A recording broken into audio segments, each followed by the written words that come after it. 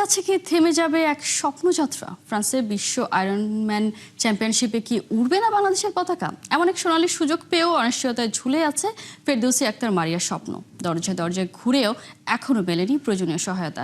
দেশের প্রথম নারী আয়রনম্যান হয়ে ওঠার পথে তার সংগ্রাম আর চ্যালেঞ্জের গল্প জানাচ্ছেন হাসান সজীব। প্রায় 2 কিলোমিটার সাঁতার, এরপর 90 কিলোমিটার সাইক্লিং আর শেষে 21.1 কিলোমিটার দৌড়, মোট 113 কিলোমিটারের কঠিন লড়াই, সময় মাত্র 8.5 ঘন্টা। যে চ্যালেঞ্জ শেষ করতে অনেক পুরুষও হিমশিম খান, সেই অসম্ভবকে সম্ভব করেছেন বাংলাদেশি এক নারী।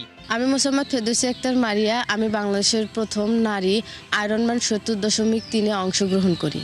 রংপুরের পীরগঞ্জে কৃষক পরিবারের মেয়ে মারিয়ার স্বপ্ন শুরু হয়েছিল খেলাধুলা দিয়ে, ফুটবল দিয়ে যাত্রা, পরে বিকেএসপিতে বেড়ে ওঠা। কিন্তু এইচএসসি শেষে ফুটবল ছেড়ে নতুন পথে হাঁটার সিদ্ধান্ত, যার পেছনে আছে অন্যরকম এক গল্প।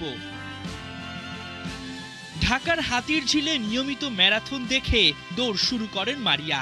ধীরে ধীরে ব্যক্তিগত অর্জনের ঝুলি ভারী হতে থাকে, আর তখনই জন্ম নেয় নতুন স্বপ্ন, তিনি হবেন একজন আয়রনম্যান ট্রায়াথলেট। এটা হচ্ছে পৃথিবীর মধ্যে সবথেকে কঠিনতম একটা ইভেন্ট। 3টা কন্টিনিউ করতে হয়, সুইমিং, সাইকেলিং, রানিং। প্র্যাকটিস যেরকম কঠিন, তার থেকে রেসটা আরও কঠিন। এখানে সমুদ্রের পানিতে মানিয়ে নেওয়া, তারপর হচ্ছে সাইকেল করা, এখানে পাহাড় থাকবে, পাথর থাকবে, নুড়ি পাথর থাকবে, চাকা পাংচার হবে। অথচ শুরুতে জানতেন না সাঁতার, কখনো দেখেননি সমুদ্র, ছিল না পর্যাপ্ত ট্রেনিং সুবিধা, ছিল সমাজের কটু চোখ আর অর্থের সংকট। আমাদেরকে চাবেই যে তা আমরা ঘরবন্দি থাকি, আমরা হচ্ছে যাতে কিছু না করি। তো আমাদের লক্ষ্য কি?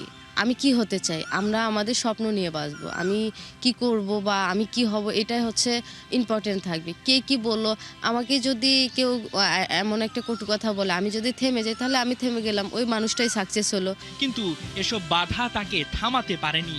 2025 সালে স্পেনে প্রথমবার অংশ নেন আয়রনম্যান 70.3 বিশ্ব চ্যাম্পিয়নশিপে। নানা জটিলতায় সেবার প্রত্যাশিত ফল হয়নি, তবে জার্নিতে ফুল স্টপ পড়েনি। এর আগে আমি স্পেনে গেছিলাম, এবার আমি আবারও কোয়ালিফাই হয়েছি, আবারও আমি হচ্ছে ফ্রান্সে কোয়ালিফাই হয়েছি। তো এটা আমার দেশের জন্য আমি মনে করব যে অনেক বড় অ্যাচিভমেন্ট। এবছরের সেপ্টেম্বরে ফ্রান্সে বসবে আয়রনম্যান 70.3 বিশ্ব চ্যাম্পিয়নশিপ। শ্রীলঙ্কায় বাছাই পর্ব পেরিয়ে বাংলাদেশ থেকে 18 জনের মধ্যে একমাত্র নারী হিসাবে যোগ্যতা অর্জন করেছেন মারিয়া। কিন্তু এখন সবচেয়ে বড় বাধা অর্থ। দেশের প্রথম নারী আয়রনম্যান হয়েও বিশ্বমঞ্চে যেতে দরজায় দরজায় কড়া নাড়তে হচ্ছে তার। প্রথমে দেখে বলে যে এই মেয়ে মানুষ পারবে না, তারা বিশ্বাস করতে পারে না যে আমি হচ্ছে পারি। মানে তারা ভাবে যে পারবো না, আর বলে যে মেয়ে মানুষ, এত রিস্ক নিয়ে খেলার দরকার কি? তাদেরকে বুঝাইতে পারি না যে মেয়ে মানুষরাও পারে। আপনারা কেন শুধু ছেলে মেয়ে ভাবেন না যে দেশের জন্য যে সুনাম বয়ে নিয়ে আসবে তাকে তার পাশেই আমরা দাঁড়াই। সব মিলায়া হচ্ছে 18 থেকে 20 লাখ টাকার মতো আমি যদি স্পন্সর পাই, তাহলে মোটামুটি আমার যে জিনিসগুলো নাই, মানে আমার যে বেসিক যে জিনিসগুলো নাই, ট্রেনিংয়ের যে গিয়ারগুলো, এগুলো হলে আমি আরও ভালো করতে পারবো। মারিয়ার গল্প যেন মনে করিয়ে দেয়, স্বপ্ন যদি বড় হয় তাহলে বাধাও হার মানে। আর সেই সাহসী স্বপ্নের নাম মারিয়া।